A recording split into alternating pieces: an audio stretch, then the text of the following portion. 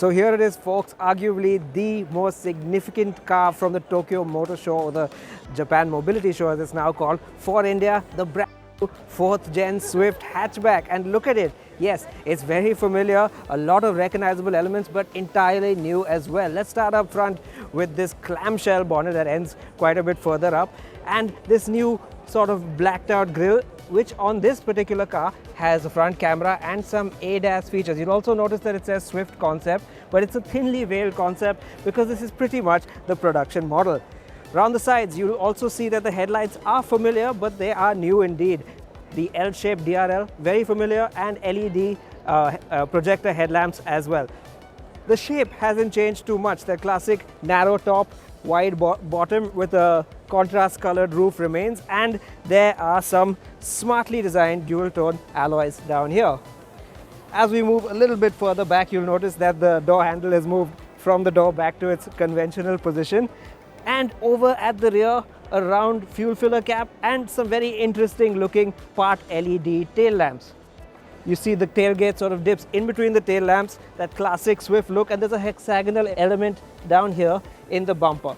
But what do you think about the overall look of the Swift? Let us know down in the comments. Now let's go check out what's inside. Now here in the back seat, a whole lot hasn't changed. Legroom is similar, and so is the width. It's not terrible, and headroom is also pretty good.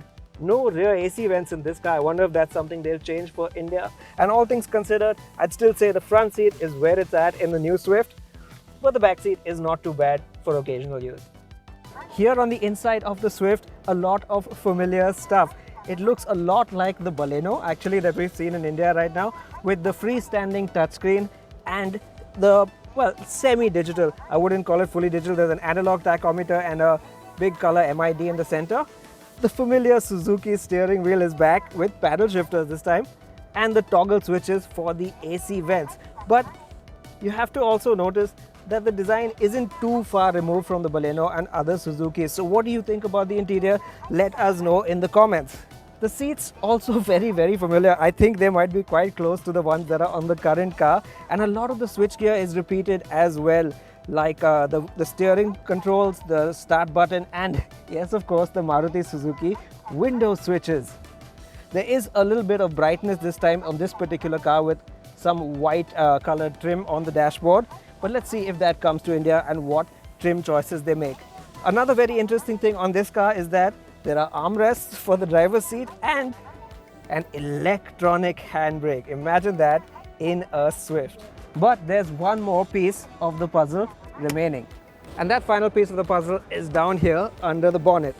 Because while this car is a hybrid, what we're going to get in India is something rather special indeed. It's a brand new 1.2 litre 3-cylinder naturally aspirated engine. Yep, that's an all-new engine unrelated to the K12s that we have in India at the moment.